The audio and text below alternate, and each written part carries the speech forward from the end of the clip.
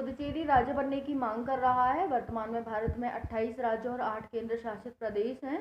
8 UTs में से 3 में ही विधानसभा है, पुदुचेरी, दिल्ली और जम्मू कश्मीर। ठीक है। पुदुचेरी है वो फ्रांसीसियों का उपनिवेश रहा था, यानी कि सबसे पहले यहाँ भारत में फ्रांसीसी आए थे और सबसे बाद में गए थे।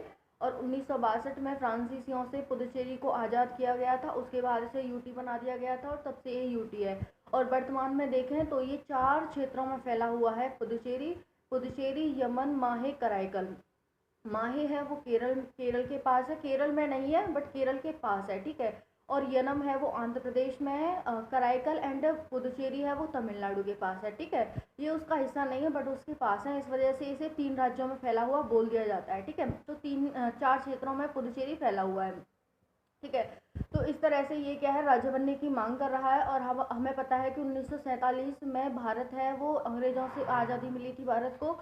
और उस टाइम पे क्या था, भारत के जो राज्य थे वो 4 पार्ट्स में डिवाइड थे। Part A, part B, part C, part D. ठीक है।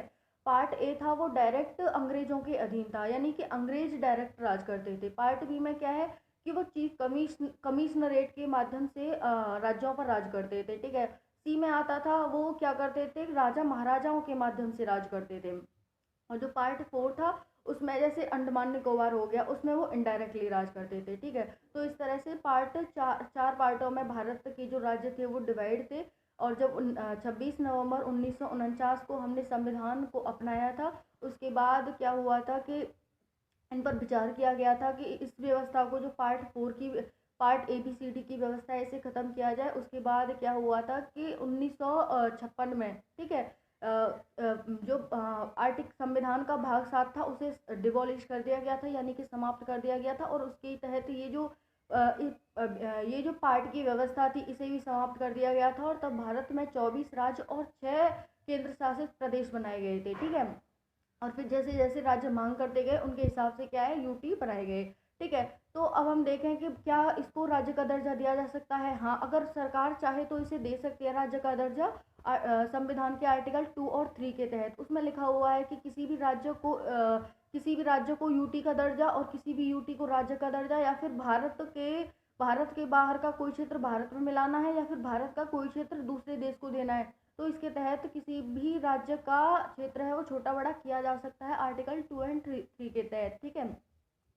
तो इसी के तहत अगर सरकार चाहे तो इसे दे सकती है। और आपको पता है कि भारत ने जम्मू कश्मीर और लद्दाख को यूटीसी क्यों बनाया है, इसका भी रीज़न है क्योंकि आप देखेंगे तो भारत जो केंद्र सरकार है उसने चारों तरफ से भारत को यूटी से घेर रखा है। ठीक है। ऊपर लद्दाख और जम्मू कश्मीर को घेर रखा है। ठीक है। इधर हो गया, हम चंडीगढ़ को देख लें पश्चिम की तरफ, फिर उसके बाद हो गया दमनदीप जम्मू कश्मीर के पास, गुजरात के पास दमनदीप और दादर एंड नगर हवेली हो गया, फिर केरल में माहे हो गया, तमिलनाडु में कराईकल एंड पुदुचेरी हो गया, और आंध्र प्रदेश में यनम हो गया। फिर अगर हम देखें उत्तर पूर्व के राज्यों में अप्सपा लगा रखा है। तो इस तरह से केंद्र सरकार ने क्या कर रखा है, यूटीज एंड अप्सपा के माध्यम से चारों साइड से भारत को घेर रखा है, ताकि अगर कोई विदेशी आक्रमणकारी भारत पर आक्रमण करना चाहता है, क्योंकि यूटीज में डायरेक्टली केंद्र का हस्तक्षेप होता है। इस वजह से क्या है कि सरकार ने चारों साइड से भारत को यूटीज के माध्यम से घेर रखा। और इसी वजह से क्या है, ये जो पुदुचेरी है इसे भी 4 राज्यों में फैला के रखा हुआ है। ठीक है।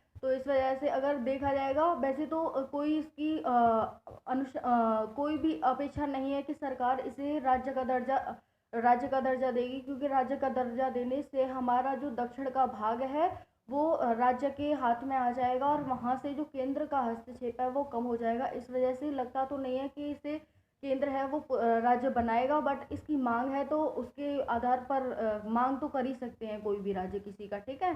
धन्यवाद।